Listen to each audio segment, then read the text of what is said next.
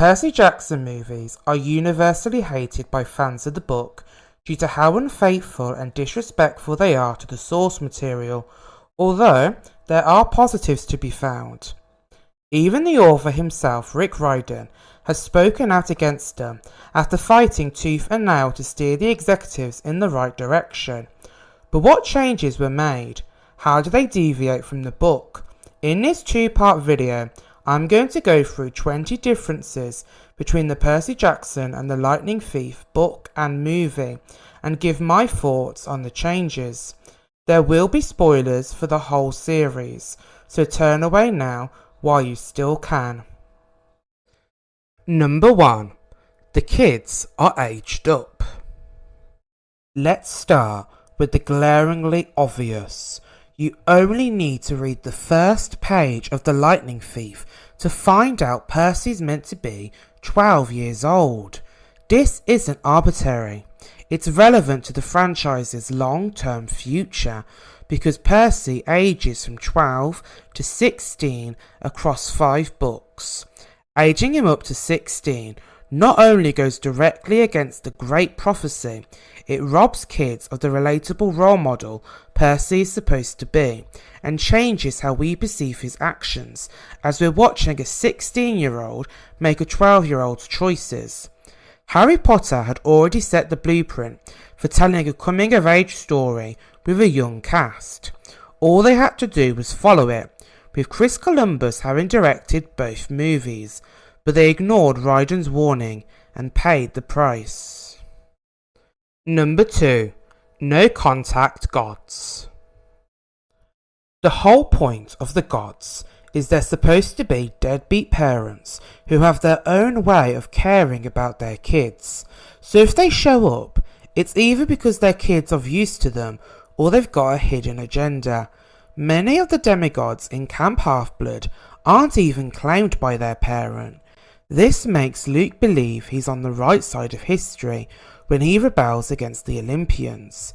His cause addresses legitimate issues but in the wrong way, which is why Percy makes the gods swear an oath to change, because he recognises that the system is broken and the only way to prevent another war is to fix it. However, in the movies, the gods are strictly forbidden from speaking to their children by Zeus, which takes away their accountability and makes them more sympathetic, especially when they're shown bending the rules like Poseidon. Number 3. The monsters Percy fights. One of the greatest demigods in modern times, Percy is robbed of some of his most badass moments where he shows his early potential.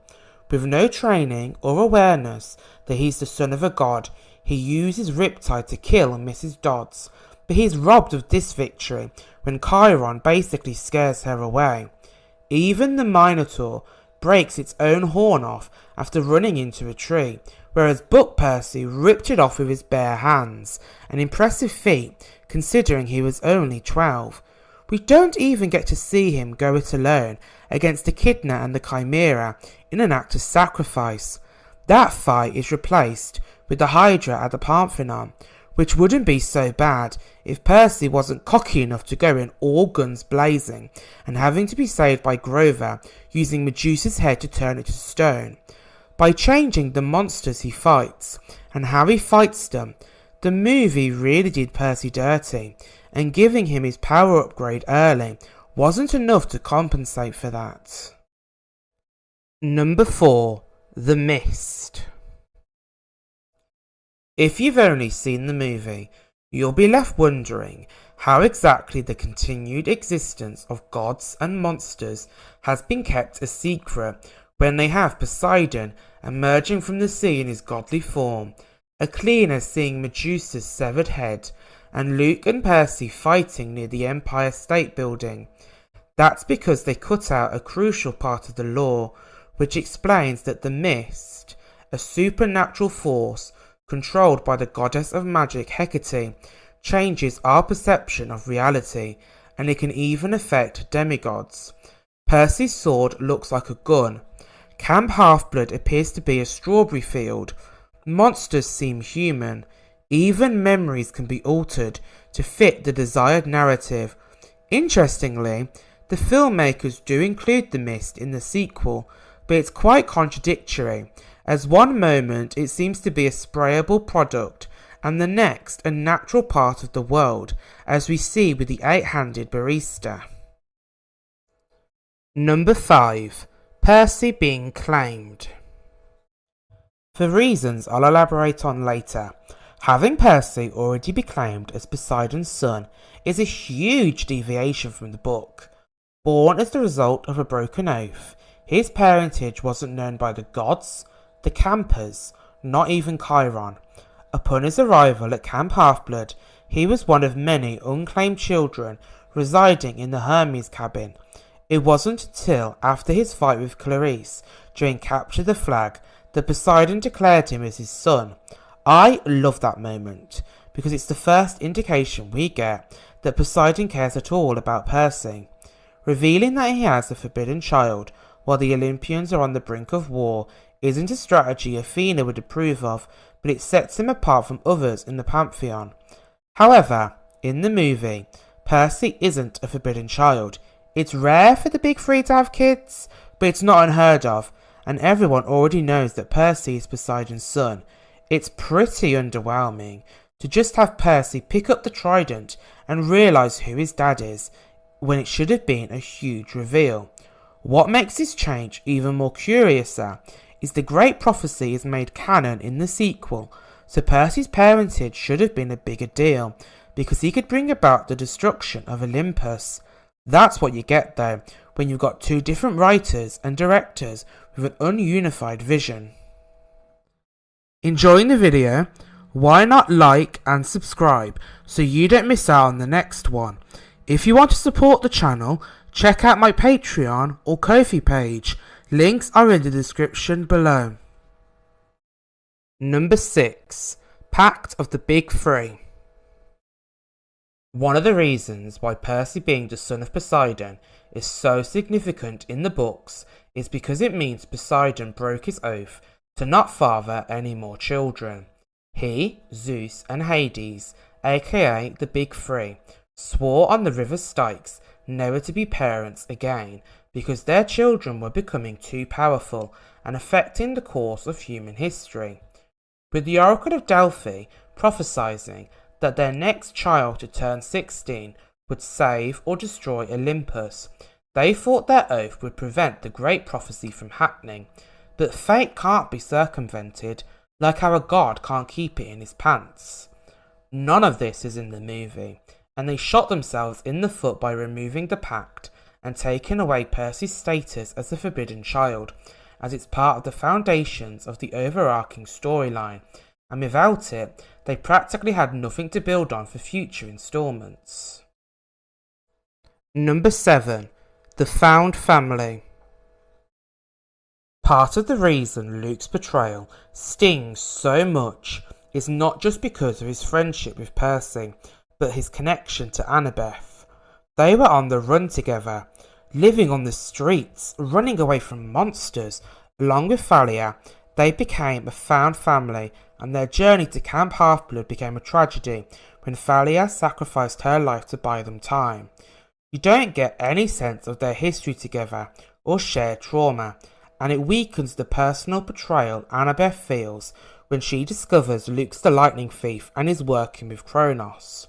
What makes this worse is that they try to retroactively incorporate this backstory for the pair in the Sea of Monsters, but it comes across as more of a retcon because they didn't lay the groundwork for it in their relationship and interactions.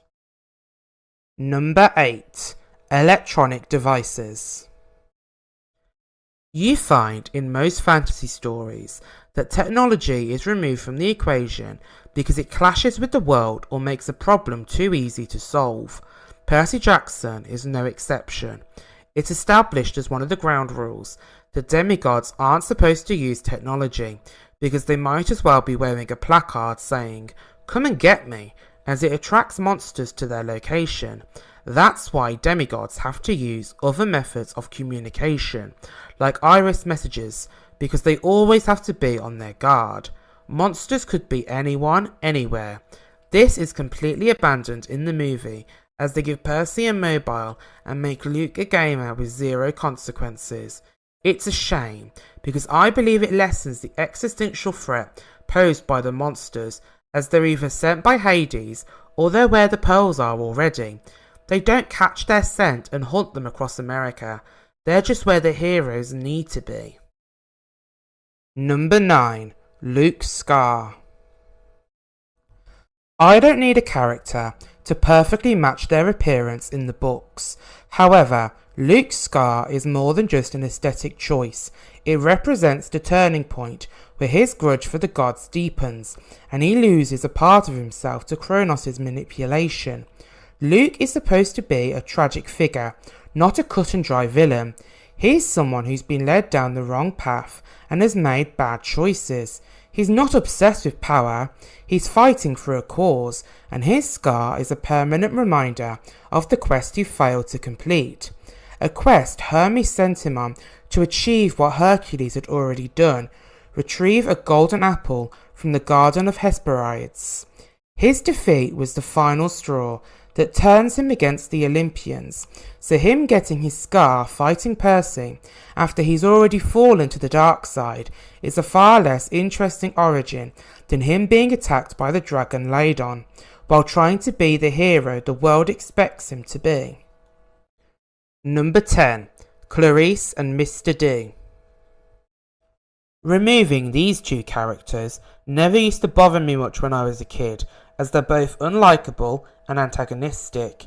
It's still the most tolerable change on this list, but I understand now their importance, and the key role they play throughout the series as they grow and change. Their absence is helped by the fact that their introduction is delayed rather than outright cancelled, so when they do appear as part of a course correction, they receive a fairly accurate depiction, which is a borderline miracle considering how the rest of the characters were handled. There's only so much time in the movie, and the priority should be developing the core trio and their dynamic, so I can understand why Clarisse and Mr D were cut. However, merging Annabeth with Clarisse so she becomes a skilled warrior rather than a smart strategist was the wrong move, and in retrospect forced them to revolutionise Annabeth's characterisation when the daughter of Ares was finally introduced. That's all I've got for today. If you've enjoyed this first part, keep an eye out for part 2, where I'll be going through 10 more differences between the Percy Jackson and the Lightning Thief book and movie. Until then, goodbye.